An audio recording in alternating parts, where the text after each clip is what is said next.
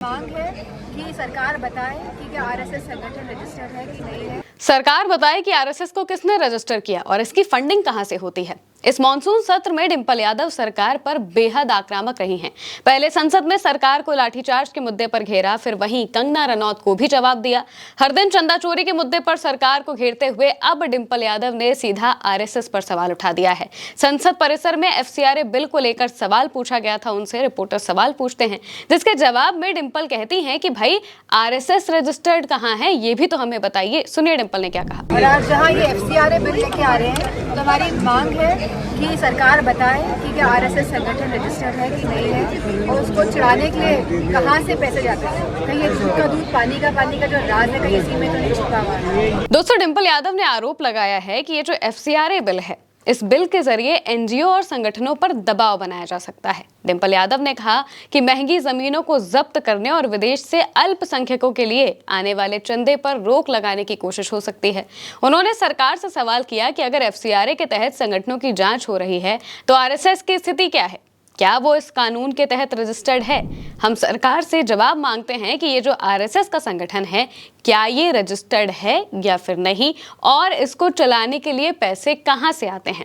दरअसल दोस्तों, मौजूदा वक्त में संसद में अमित शाह की मांग हो रही है, यानी कि जो पूरा विपक्ष है वो चाहता है कि अमित शाह संसद के अंदर आए, सदन के अंदर आए, सदन के अंदर विपक्ष के सवालों को एड्रेस करें, जवाब दें कि भाई लाठीचार्ज के लिए ऑर्डर किसने दिया, पायलट गन चलाने का ऑर्डर किसने दिया, छात्रों के ऊपर जब जंतर मंतर पर प्रदर्शन हुआ था। इसके साथ में ही जो एफसीआरए बिल है, इसको लेकर भी जो विपक्ष है वो चर्चा चाहता है, जवाब चाहता है कि भाई अमित शाह जब बताएं तो ये पूरी बातें बताएं कि एफसीआरए बिल क्या है, इसे क्यों लाया जा रहा है, और इसमें मौजूदा वक्त में जो इसके प्रावधान अभी तक बताए जा रहे हैं, जो बिल ड्राफ्ट हुआ है उसमें ऐसा कहा जा रहा है कि एफसीआरए बिल जो है इसके अंदर 2 अमेंडमेंट करने हैं।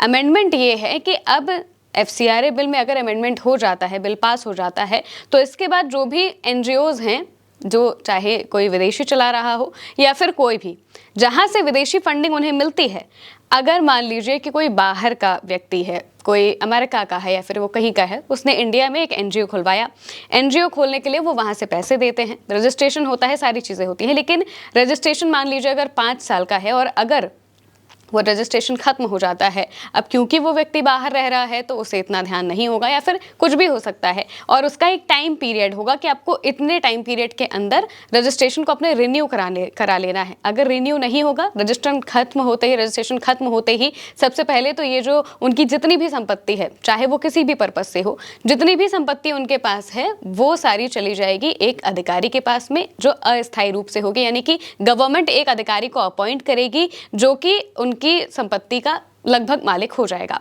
इसके बाद वो अस्थायी रूप से वैसे रहेगा। अस्थायी रूप से होने का मतलब ये है कि जब तक वो रजिस्ट्रेशन अपना रिन्यू कराएंगे तब तक वो उस व्यक्ति के पास आ जाएंगी, और अगर वो रजिस्ट्रेशन अपना टाइम पीरियड के अंदर रिन्यू नहीं करा पाते हैं तो फिर ये सीधे सरकार के खाते में चली जाएंगी या फिर पूरी की पूरी संपत्तियां जब्त कर ली जाएंगी। ऐसी बात कही जा रही है इस बिल को लेकर, जो विपक्ष कह रहा है, और इसी वजह से वो साफ तौर से कह रहे हैं कि इससे दबाव बनाया जा रहा है, एनजीओज के ऊपर दबाव बनाया जा रहा है कि वो चंदा ना दे या फिर वो किसी भी तरीके से फंडिंग ना करे। वैसे भी फॉरेन फंडिंग इस बार बहुत कम हो गई है। जिस तरीके के बिल्स लाए गए हैं, जिस तरीके की चीज़ें की जा रही हैं, इन सब के तहत फॉरेन फंडिंग पहले से ही काफ़ी ज़्यादा कम हो गई है और बहुत सारे एनजीओज बंद हो चुके हैं। एनजीओ संगठनों पर दबाव बनाया जा सकता है, ऐसी बात डिंपल यादव यहाँ पर कह रही हैं। उनका कहना यही है कि भाई महंगी ज़मीनों को जब्त करने और विदेश से अल्पसंख्यकों के लिए आने वाले चंदे पर रोक लगाने की कोशिश हो सकती है, क्योंकि इससे सबसे ज़्यादा असर किसी को अगर पड़ेगा तो वो क्रिश्चियन कम्युनिटी और मुस्लिम कम्युनिटी हो सकता है, क्योंकि उन्हें ज़्यादातर फॉरेन से फंडिंग आती है।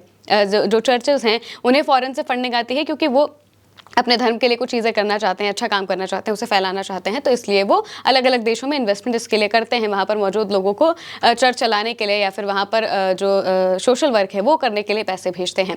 अब अगर इतने सारे नियम कानून आ जाएंगे, इस तरीके की चीज़ें आएंगी कि वो पूरी का पूरी जब्त ही हो जाएगा, तो जाहिर सी बात है कि कोई फंडिंग क्यों देना चाहेगा कि वो इतना सारा अपना टाइम लगाए, अपनी सारी चीज़ें करें और अंत में वो सरकार के पास चला जाए। इस वजह से ही यहाँ पर जो विपक्ष है वो सवाल पूछ रहा है, और तभी डिंपल यादव ने ये सवाल किया कि आप फॉरेन के एनजीओस को तो देख रहे हैं, आप उन एनजीओस को तो देख रहे हैं जिनको फॉरेन से फंडिंग मिलती है, लेकिन आरएसएस का क्या स्टेटस है?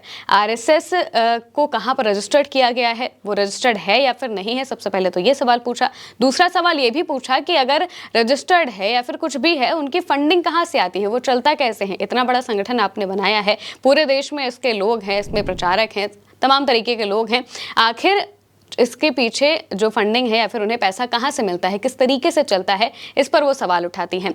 इससे पहले भी इस बार का जो मॉनसून सत्र है, इसमें डिंपल यादव सबसे ज़्यादा आक्रामक रूप में दिखाई दी हैं। अगर हम किसी महिला पॉलिटिशियन की बात करें तो आमतौर पर अखिलेश यादव, राहुल गांधी, प्रियंका गांधी, ये सब हमें सदन में आवाज़ उठाते बोलते हुए दिखाई देते हैं, अपनी आवाज़ रखते हैं, बाकी के सांसद भी रखते हैं, लेकिन अगर बड़े चेहरों में अगर देखा जाए तो इस बार लेकिन डिंपल यादव ने बहुत शुरुआत से ही अपनी बातों को आगे रखा है। जब सदन में विपक्ष के बोलने की बारी आई थी तो डिंपल यादव ने सबसे पहले बच्चों पर लाठीचार्ज का मुद्दा उठाया था। बताया था कि जब प्रदर्शन हुआ, क्योंकि वो उस टाइम पर वहाँ पर थी, उन्होंने देखा कि बच्चों को किस तरीके से मारा पीटा गया है और वो वहाँ पर पहुंची हुई थी, उन्होंने कई बच्चों की मदद भी की।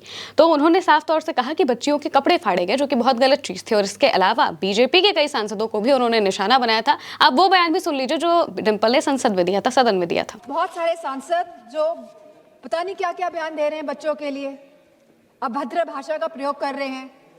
और साथ में एक सांसद तो आए थे, कह रहे थे कि बहुत ही अराजक तत्व थे। क्या आप हमारे बच्चों को अब अराजक तत्व कहेंगे?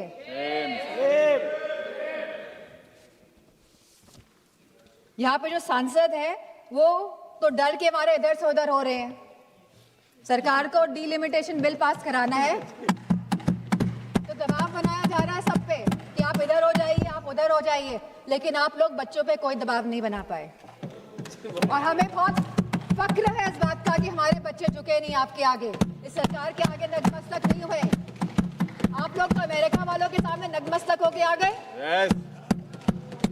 इसके अलावा पूरे मानसून सत्र में डिंपल यादव ने सबसे ज्यादा चंदा चोरी के मुद्दे पर सरकार को घेरा है। सदन में चंदा चोरी पर चर्चा हो, ये इसकी मांग वो लगातार करती रही हैं और इस बार भी उन्होंने यही बात कही कि सदन में चंदा चोरी पर चर्चा होनी चाहिए। ये हमारी आस्था से जुड़ा हुआ मुद्दा है। युवाओं की और बच्चों की स्थिति देश में अच्छी नहीं है। सरकार प्राइमरी स्कूल बंद कर रही है, देश का जो पैसा है वो कहाँ सरकार लगा रही है, ये सब सवाल पूछते हुए डिंपल यादव दिखाई देती हैं और इसके साथ में ही आरएसएस को घेरती हुई भी वो नजर आती हैं। फिलहाल के लिए मेरी के साथ इस खबर में इतना ही। आप देखते रहिए उल्टे चश्मे यूसी।